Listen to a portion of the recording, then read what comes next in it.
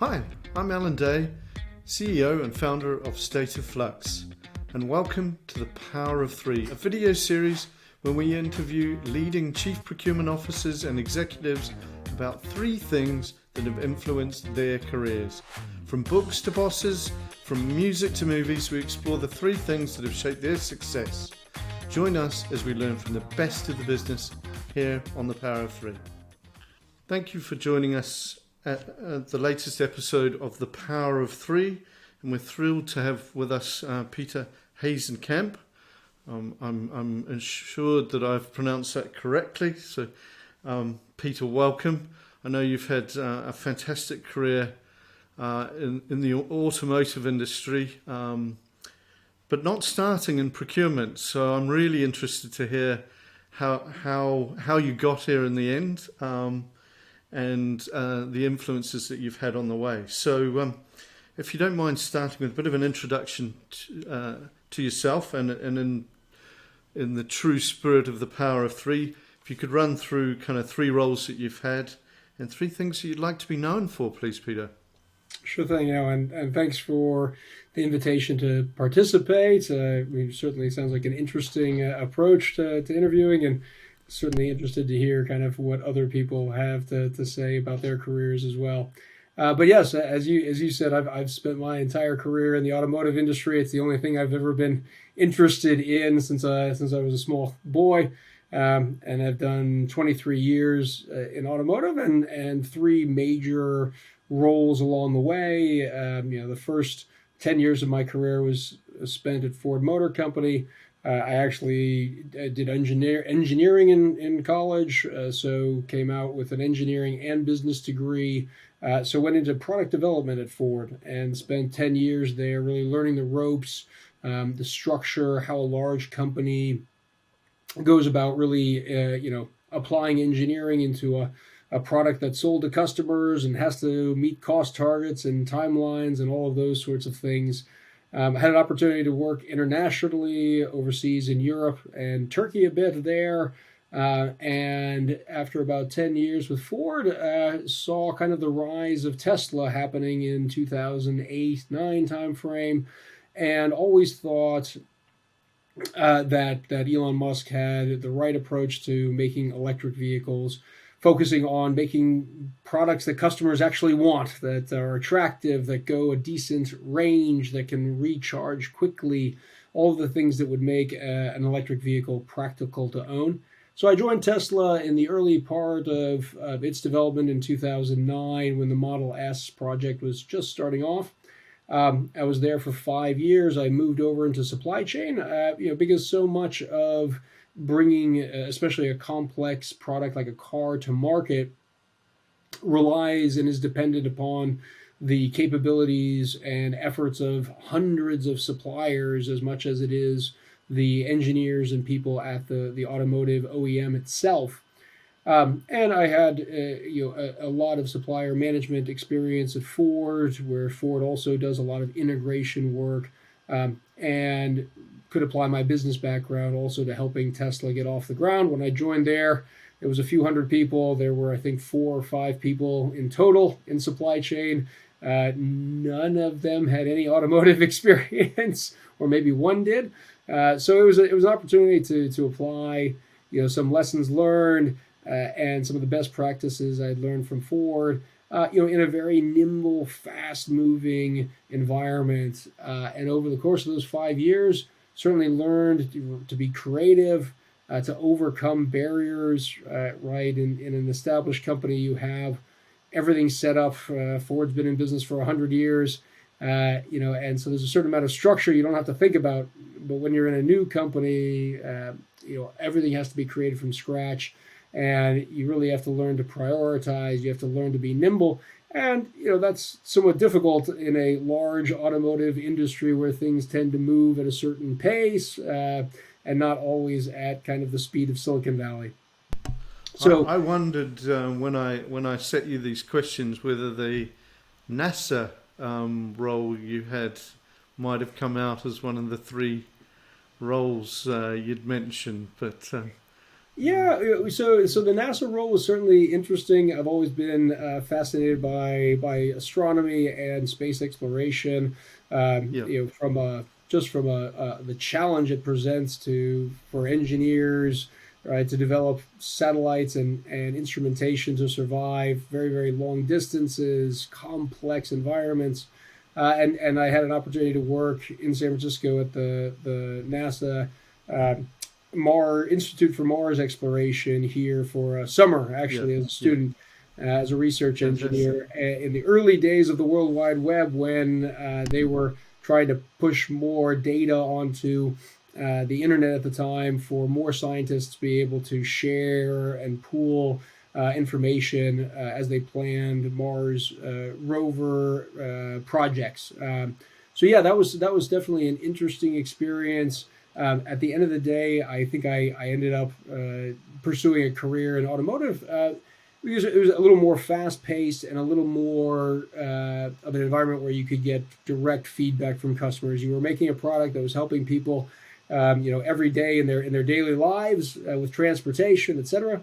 And the NASA projects could take decades to come to fruition. So certainly, as a young engineer, I wanted to see the fruits of my efforts coming into a real product faster than that.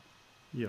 And then the last 8 years, I've been with Lucid Motors after Tesla, joining that company as it was just starting really to also pursue a full vehicle development. And I got to apply some of those lessons learned from both Tesla and Ford in a fresh environment. I created the supply chain from scratch there. Tried to build a slightly, I think, better, more collaborative culture than you see at Tesla sometimes coming out in the media. And Lucid is now has been in production with its first vehicle for a little over a year and is working on the second one right now. Excellent. Thanks, Peter. And in terms of, clearly you've had lots of influences, almost, shall I say, a change of career from engineering to procurement. What are the kind of three things that you want to be remembered for during that kind of career? Yeah, absolutely. And I think, regardless of what discipline you're in, I guess the things that when I look back on my career, what jumps out at me in terms of importance is more kind of leadership elements, especially since the last many years has been really about building teams, operating teams, working cross-functionally with other groups within a company to make make the company achieve its goals. I'd say, first and foremost, I definitely want to be remembered as a good father and husband, which can be challenging sometimes as we all try to balance work and life and figure out how to try to do both and succeed in all areas.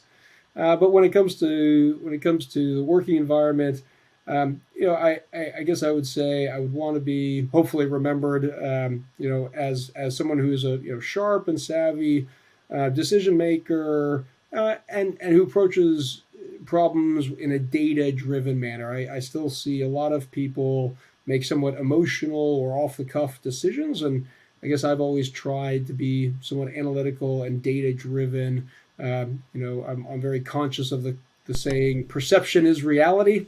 And oftentimes that perception people can jump to conclusions there. And I've always tried to steer my teams towards making data-driven decisions whenever possible.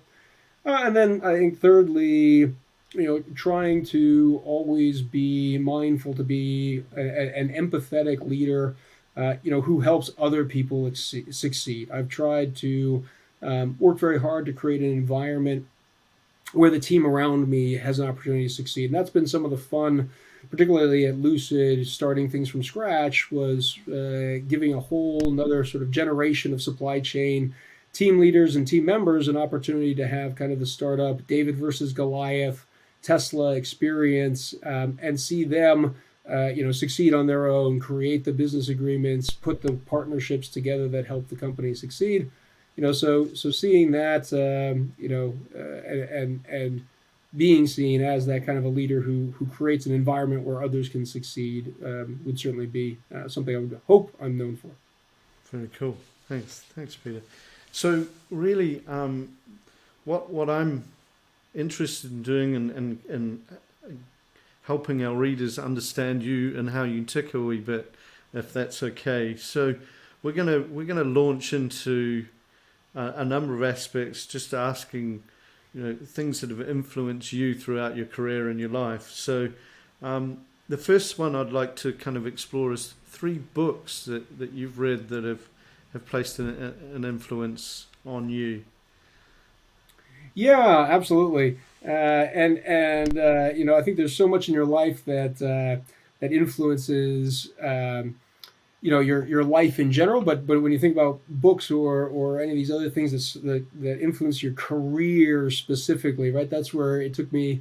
I had to pause and think about what have I read that's really affected my career. And three books did jump out at me. One is called Extreme Ownership by Jocko Willink.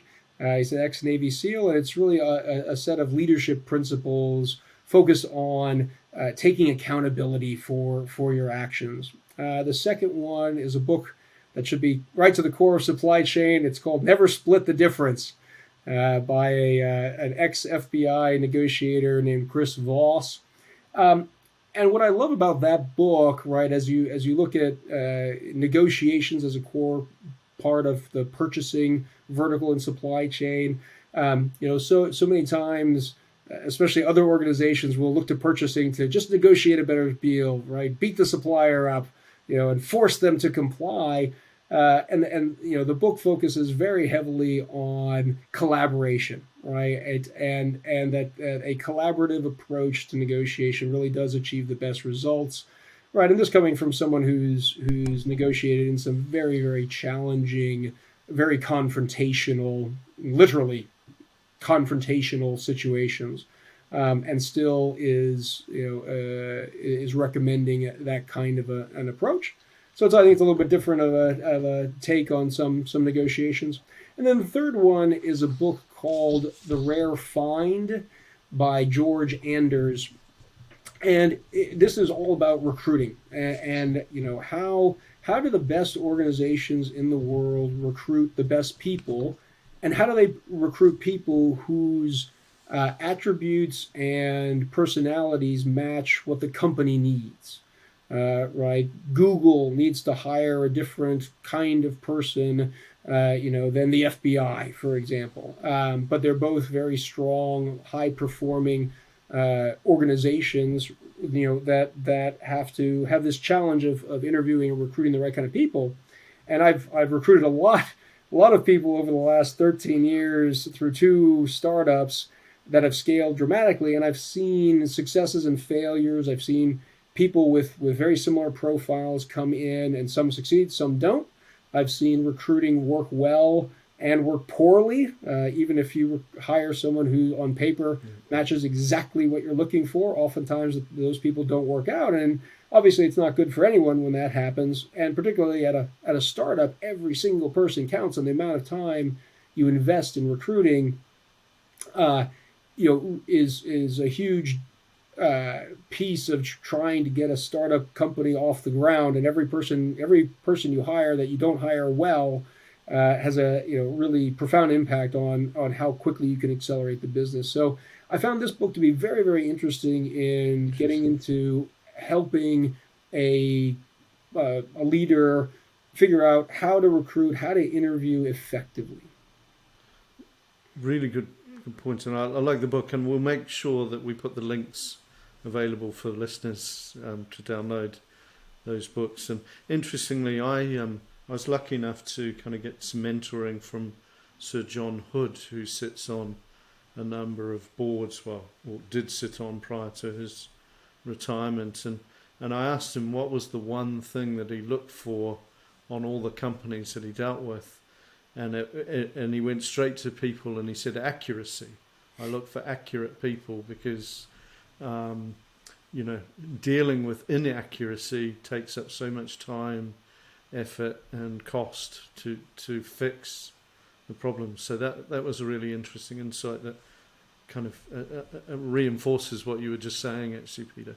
Yeah, it's really what are the attributes that your organization needs in its people, and then how do you interview for those attributes, right? You can look at resumes, and three different people may have basically the same sort of resume: strong supply chain experience, relative industry, years in the industry, et cetera, but right, their personal qualities, whether they're again an accurate, detailed person, or whether they're a conceptual person, whether they're a strategic person, those attributes can be harder to tease out of an interview, especially if you're in a startup and everyone's doing quick 30-minute interviews and churning through things. Even at an executive level, I've seen very rapid decisions being made around significant hiring. And sometimes it works out and sometimes it doesn't, and if it doesn't, that has a big effect on a company. Excellent, thank you. So let's switch it up a wee bit, from books to movies, and I'd love to kind of understand what movies you enjoy or have influenced you throughout your life. Yeah, absolutely. It's whenever I can manage to get a chance to watch a movie, which is usually on an airplane somewhere. Yeah. The few times when I have a chance to relax a bit, or at home. I have two small boys at home, so my personal movie watching these days is probably not terribly relevant to the professional career. But a couple movies do jump out at me, and again, more focused around kind of the leadership side of things. One is Apollo 13, which I thought was just a wonderful movie that really made you feel what the astronauts were going through. It's also relevant back to my NASA career a little bit there, and you could really see the how those people had to manage stress, lead through that, and never give up, right, in a very dire situation where three people were literally stranded out in the middle of space with no clear path home. So I think that's that's a good lesson there for managing stressful situations. Another one of a sort of similar vein or genre is Remember the Titans, which is a football coaching movie with Denzel Washington. And in that movie, you really see this coach having to inspire and bring together a very disparate team. And again, in a stressful situation, lead, set an example, and how he really inspired people to bring them together rather than purely managing them or trying to coach, but being more than a coach and having to really come up with ways to inspire the team. A lot of people say, failing organizations are overmanaged and underled, and I think that's a good movie that shows that Denzel Washington's character had to do a lot more than just coach. He really had to inspire and get a connection with the team to lead them. And then I was struggling for a third one, so you'll have to give me a little bit of latitude here. I would say for a third one, I would go back to kind of my engineering days on the TV show side of things, and I grew up in the '80s when MacGyver was very popular, and I've got to kind of fall back still on kind of what got me into engineering in the first place, and it was TV shows like MacGyver where you had a very creative engineer as the hero, and that certainly inspired my career direction. Yeah, I'm chuckling because my father's an engineer, and we were sat in front of MacGyver through our teenage years. Yeah, and that's trying to inspire us. Yeah, there aren't many TV shows or movies made about engineers generally. So when one of them comes along, you kind of have to latch on to it as. Very good. So we've talked quite a lot about your style as a leader and leadership. So I'm quite interested in the next question, which is around three bosses that you've worked with that have inspired you, or maybe not even inspired you. Maybe they've just influenced how you've approached it um, potentially by not being a good boss. And so I'm quite interested in your view of three bosses that you've had throughout the journey. Yeah, absolutely. I mean, the first person that came to mind was actually my boss in NASA. Even though I worked there for only a summer as a student, the guy's name was Douglas O'Handley, and he was just a wonderfully warm, leader who really demonstrated caring about people. As a young student at the time, I was inspired by the amount of time he took with me, with on top of his regular busy job, and I've stayed in touch with him long after the internship, and he was one of those people that just really cared about everyone who's worked for him, and made the job much more about the people, or as much about the people as the mission or the goal. And I think that was a very strong reminder, especially as an engineer. You tend to be an analytical person, and it's a good reminder to always ensure that you're focused on the emotional side of the business as well, and that things only happen and work when people are connected and feel motivated to work towards that company goal. The second one was a guy named Steve Pintar, who was a chief engineer at Ford that I worked for on the Fiesta program. He was, to me, one of the most balanced leaders that I've ever worked for. He was calm, charismatic, intelligent, and inspiring. And he was just that steady hand who made very rational, data-driven, calm decisions and drove conversations and problem solving in a very logical direction. And I think he's always been someone I've tried to, tried to remember as I'm in charge of teams, or in difficult situations, in difficult meetings, or a disagreement among groups on how to tackle a challenging problem. It's Steve Pintar's leadership that I always fall back on as a reference. And then the third one certainly is Elon Musk. A very remarkable guy. And it was definitely a very different setting to work for him in the early days of Tesla. He has remarkable commitment, and all of the things you see in the media about how much time he spends at work, how down in the weeds and in the details he gets, sleeping in the office, on the assembly line. A lot of those stories are very much true. And he has an amazing ability to break through barriers, challenge conventions, all of the automotive people telling him why you can't do something. He is just kind of an additional motivation for him to say, what does it take to do this? And that was definitely a different mindset from what I'd seen in some of the past, and helped kind of switch that mentality towards, okay, this is a really challenging problem. What does it take? What would we have to physically do? Almost any problem can be solved with sufficient time and money, if you're willing to commit it. So it's not so much that a problem can't be overcome. It's really, what does it take? And so Elon was a remarkable guy in that respect. At the same time, you see in the press some of the negative culture and leadership shadow that he casts, within, whether it's Tesla or Twitter. And I certainly saw some of that at Tesla as well. And I've tried to take kind of both halves of that, and for my own personal leadership style, apply the what does it take attitude, right, in with my teams, and also try to create a bit more positive, collaborative culture, and be mindful of some of the negative things that can happen, in some of the Silicon Valley startup frenzy here. Yes, yeah, and I'm loving, given our collective interest in supplier relationship management, collaboration. Of course, I'm loving the influences that you've had throughout your career on collaboration and sort of, let's call it supplier management throughout.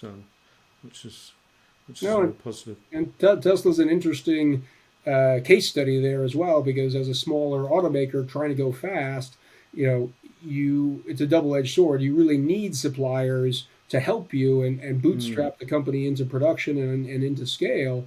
But if especially in the automotive industry, in certain categories, there are commodities where there are very few supplier choices, and if you can't find a good partnership, Elon was never afraid of just going it on his own. If you look at the Model S, the whole panoramic sunroof was developed 100% in-house because there was no supplier partnership that was working. Some of the vertical integration that Tesla does today with casting all came out of the Model S that I lived through, and it was areas where there were limited supplier partners and there wasn't a good mutual business fit. That then inspired Elon to just say, "Well, we're going to do it ourselves." And so I think it's a good lesson both ways. One, in terms of forging those partnerships that you really do need, because it takes hundreds of companies to bring a car together, but at the same time, not being afraid to develop it yourself in house. If there really isn't a good mutual strategic fit. Excellent, thank you. And so on that note, have there along the way been kind of 3 quotes that have stuck in your heads that have kind of really helped motivate you throughout? So this was an easy one for me, because I do enjoy a lot of quotations. I find certainly there's a ton of benefit you can get from reading the words of other capable people out there. And so this was a fun question to fill out. I had a hard time thinning it down to just 3, but I'll for your listeners' benefits, I'll keep it to just 3. And I'd say maybe the first one is focused really on, and first, but both of them are focused on kind of succeeding in a startup type of environment. I think it's applicable in a lot of areas, but particularly in startups. The first one is from Thomas Edison. Opportunity is missed by most people because it is dressed in overalls and looks like work. So many people these days are kind of looking for a get-rich-quick scheme, or are unwilling to put in really the time and energy and grit to try to persevere at something. And I think it's a good reminder that you can make opportunity, or you can miss it if you aren't willing to work for it.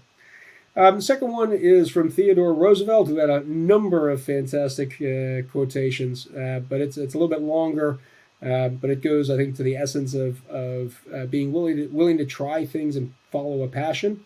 He said, "Far better is it to dare mighty things, to win great triumphs, even though checkered by failure, than to rank with those poor spirits who neither enjoy much nor suffer much, because they live in the gray twilight that knows neither victory nor defeat."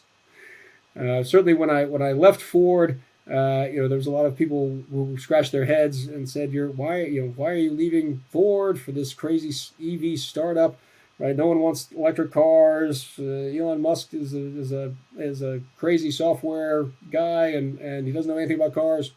But it was a chance to really pursue a passion. It was a chance to give it a shot, right? And win or lose, it was going to be a memorable experience, and that kind of so that quote from Roosevelt has always resonated with me, that it's better to rather than play it safe, it's better to pursue your passions, take a chance on something, and if it doesn't work out, take a chance on something else, rather than live in this gray twilight zone that knows neither victory nor defeat. Sorry to interrupt, but I'm thinking that from your first 2 quotes, and I need to run off and share them both with my teenagers, actually. Well, yes.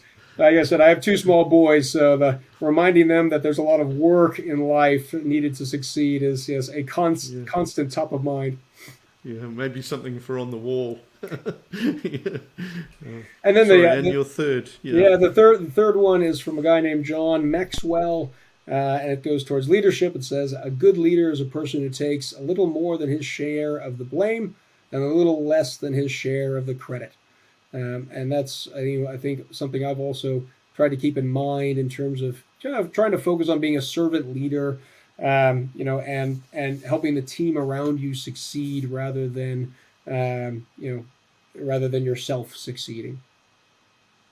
Thanks. Those are amazing quotes, and yeah, as I said, I'll definitely be borrowing those, not just for my teenagers, but for my team as well. So thank you, and I hope listeners take those on board.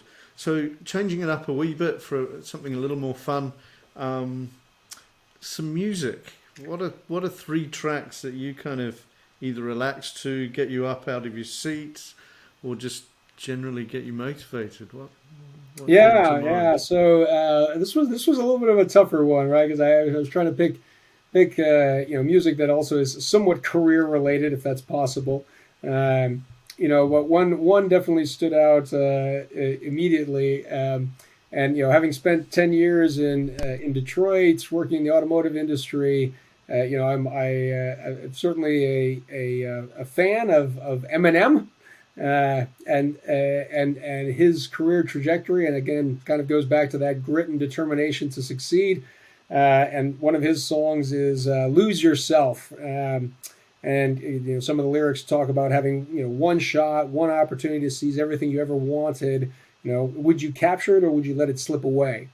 And I think that also kind of thematically goes with that quote from Roosevelt, right? Follow your passions, and better to go after something, take a shot and fail than never to have tried at all. Another one that has always resonated with me in terms of keeping a balance in life, as well as an old song called "Cats in the Cradle" by Harry Chapin, which is focused on spending time with family, right? And the father who never has time for his son ends up with a son who never has time for his father, and that's something that's certainly resonated with me in the hectic life of 60 to 80 hours, startup jobs, and driving to succeed in your career and help a company succeed. It's easy to lose track of your family along the way, but that's always a song that I think has been with me since a fairly young age, actually, to remind me to stay balanced in life.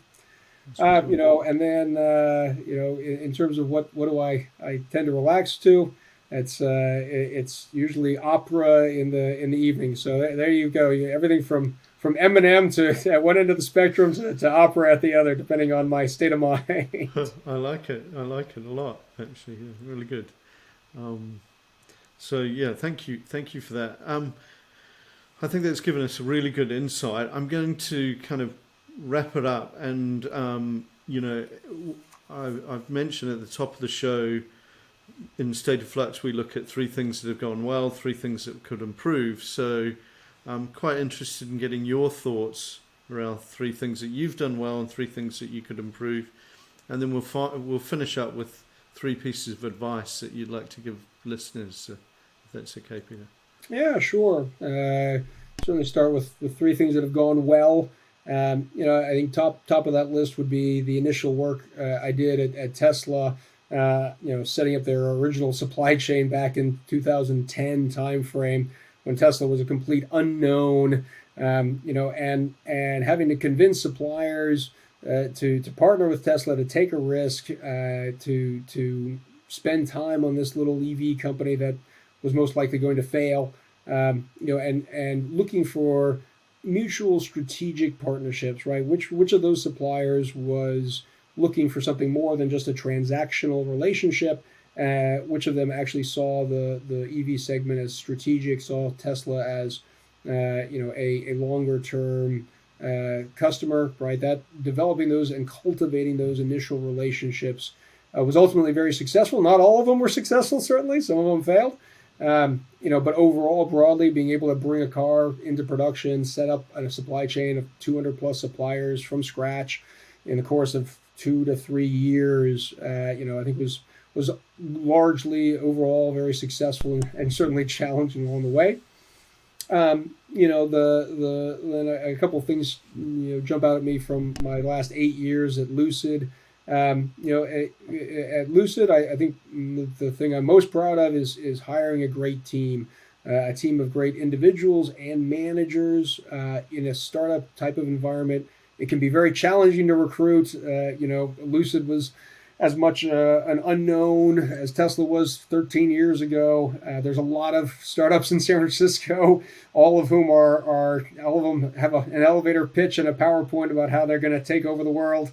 And certainly, 5-8 years ago, there were a dozen EV startups out there. So being able to rely on my personal relationships and draw people in and build a team of strong people, strong managers, and a large enough team to handle the workload and stay ahead of things, keep my customers within Lucid supported right on the engineering, finance side of the business. It was, I think, a very, very successful thing there. And it left me enough bandwidth to be more strategic in terms of outlining longer term goals for the team, addressing problems along the way, and really stabilizing the path and the development of the Lucid Air and the supply chain and operations there went a lot more smoothly than it did the first time around at Tesla on the Model S. So that hiring success and building the organization was certainly stands out to me in terms of something that went well. And the last one I will mention is also at Lucid, securing strategic partnerships with both LG and Samsung for battery cell supply. I think Lucid's the only startup EV company that's been able to have a dual sourcing strategy for such a strategic commodity, and it was a real help to Lucid in terms of being able to get a best of breed battery cell and create a healthy competition in the supply base to ensure Lucid got adequate supply of batteries, high performance products at the end of the day, and help the company really succeed with the Lucid Air performance at the end of the day. So those are three things that went well. Incredibly impressive three things as well, Peter, Peter, if I may say so. Well, thank you. It was certainly hard to keep the three things I would improve to only three. I mean, that list is dozens long there, but yeah, I'll stick to only three big screw ups over the career trajectory here. And the first one I would touch on there would be actually going back to the Ford time. As I look back on the first 10 years I was with Ford, I should have taken more time off, and that's so that's kind of more on the personal side of things. But I've always been a bit of a workaholic. I've always focused heavily on my career, and I should have stopped to smell the flowers a little bit more along the way, taken a few more vacations and trips during those first 10 years, because that you don't get that time back later, and life only gets busier and busier. In terms of other areas that I would improve upon if I look back on my career, I would have liked to have been a better leader at Tesla. I think some of that negative energy and culture within Tesla certainly rubbed off on me at the time, and I don't think I was always the best manager or team leader when I was at Tesla. It's something I've been very keenly aware of and tried to improve my own performance as I went into Lucid and instead to set up another organization from scratch. And that's where I talk a little bit about being more collaborative, bringing more of a positive energy to leadership and team management. And then the last thing is I guess also at Lucid. And if you look through kind of Lucid's performance all through the ramp up and industrialization of the Lucid Air over the last year and a half or so, really the supply chain operations overall have been pretty positive in terms of the purchasing, the supplier quality. But the logistics side of the business was a real challenge, and there were a lot of problems ramping up the logistics network when Lucid Air went into production. And as I reflect on that, we had some bad partnerships there where we didn't get the support we were looking for from some of the logistics suppliers. But at the end of the day, it comes down to me and my team not pressure testing the logistics network enough. So that was kind of key kind of supply chain learning for me was.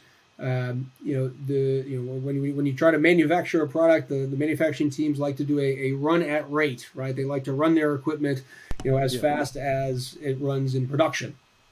And for us, we should have done the same thing in the logistics side of things. We would have, if we had pressure tested the system, right, when we were running very, very slowly, everything was okay, and the problems were kind of hiding below the waterline. Had we really done a kind of a burst build kind of test of the systems, I think we would have seen much sooner the problems that were there and been able to address them. And at the end of the day, it was one of the major things that held back the company from hitting its targets last year. So that was definitely will certainly stand out as a key learning for me as well. Yeah. Awesome, thank you, and thanks for such a, I always find it inspiring that talking to leaders like yourself that it's so balanced, and the lessons are from challenges and things to improve are probably as important, if not more important, than some of the successes, if that makes sense. So thank you for sharing those. Yeah, and they say you learn more from your mistakes than you do from your successes. Yes, and I seem to keep learning all the time. So yeah. So why don't we kind of wrap it up with 3 pieces of advice that you'd like to give listeners for their careers, if that's all right, Peter? Yeah, absolutely. First and foremost, which probably is I've said a couple of times throughout this discussion, right? Work for a passion, not a paycheck. That's certainly I think you'll hear a lot of people say. And secondly, I would say strive for excellence in everything you do, no matter how small it is. Right? Don't be satisfied with doing an adequate job.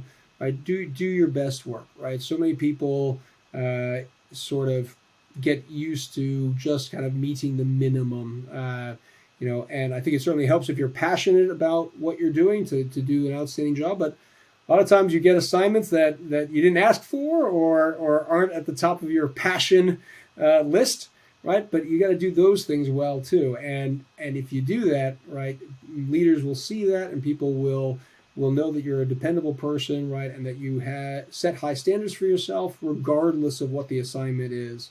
And I think that's an important thing to remember as well, because leaders are counting on that support, regardless of whether the project's is small or big, or whether it's something you want to do or something you don't want to do.